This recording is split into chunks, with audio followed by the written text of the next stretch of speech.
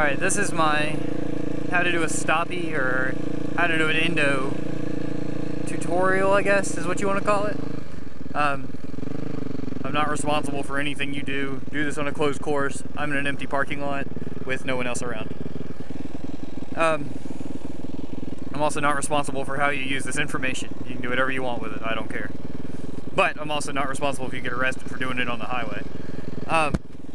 So, a stoppie or an endo is just where you come up on the front wheel, you get moving, going about 10 miles an hour, and the most basic way to do it is you just stop your motion pretty much.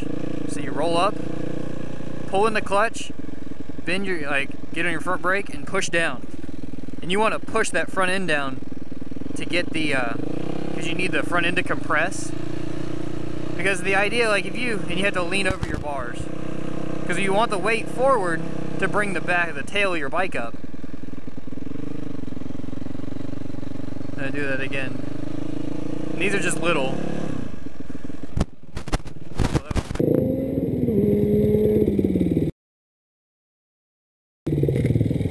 It's a scary feeling at first when you feel like you're gonna come over the bars. And I've flipped once, doing them on the road. And it's pretty safe as long as you keep it within your comfort zone. Don't try and ride up, and if you have a 320 disc rotor on the front of your bike, do not, or a double disc like if on a sport bike, do not ride up and just grab a whole shit ton of front brake. I mean all the front brake, because you will flip yourself over. I'm using 2 fingers down, and I have a small rotor. It's a lot of technique, and it's a lot of, so what you want to do is you roll up. My bike's off now, and you can do this, if you can get a hill and just kind of coast down the hill, you can teach yourself where you can get your back end up and you don't have to worry about the clutch at all until you start doing it moving. So what you'll do is you just roll up and clutch in, and then you bend your elbows, and right as you pull the brake in, you push that front end down and grab your brake, and you kind of just kick yourself forward. And you want to stand up on your pegs and you can kick yourself up a little bit. It's a very odd feeling to go over that far, especially if you start getting them higher to where you can balance them or ride them on the front wheel a little bit. You have to be high enough to keep that back wheel balanced. So initially when you start, I'll do a couple more. When you start, I'm going 7 miles an hour, and it's just enough for the back wheel to come off the ground. And don't worry about landing on your feet or balancing or anything like that. Just forward, grab that front brake, and let the thing come up. I can't stress enough the idea of starting small. The last thing you want to do is start going right into it, going 40 miles an hour. Grab as much front brake as you can, because you'll crash. Or you'll flip over, which is crashing. But here's another one. This is a little faster. This is 18, 20, 25 miles an hour.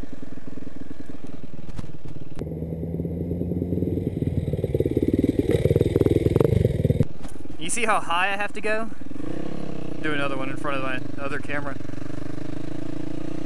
To stay balanced, it's the same idea as a wheelie. So at a wheelie, you want to be at the 10 o'clock position, so your front wheel is level with the horizon almost.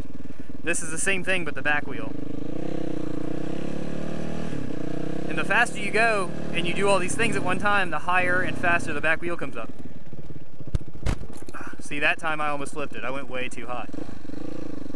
And that's when you get that feeling where you're really high up on it, and you let go of the brake and kind of sit your ass down, and the back will come down.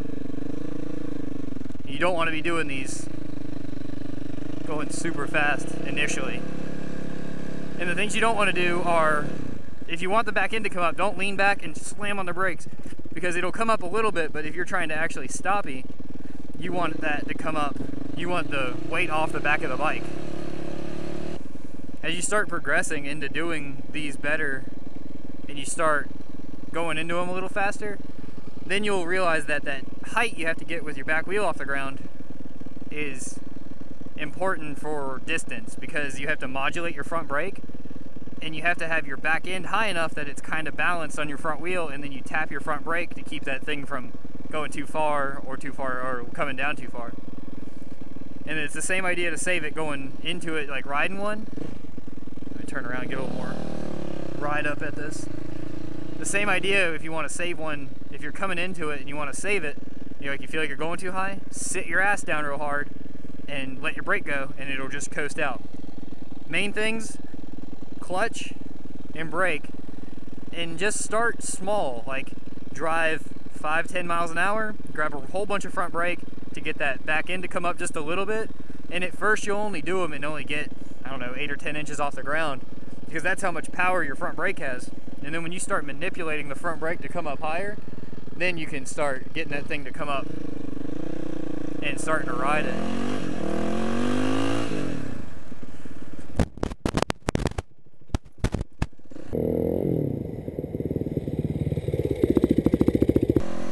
And that was me riding one. It'll be in there once I get done doing it again. See what these guys are doing.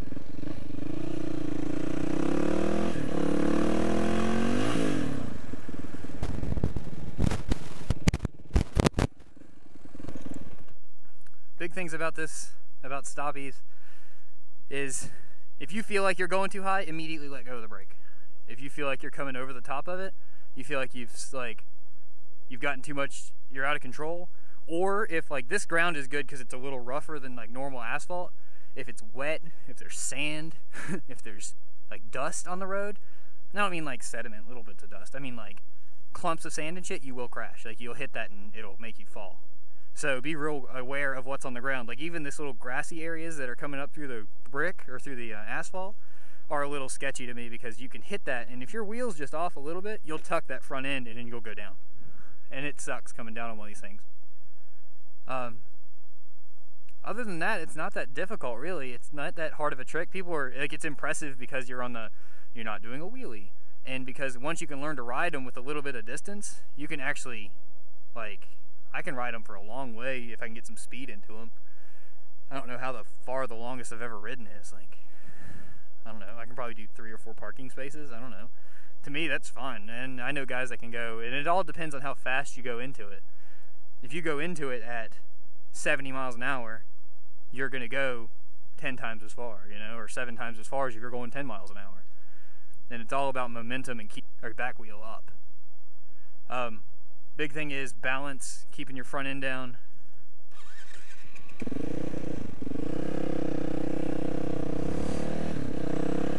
I'm gonna watch these guys race.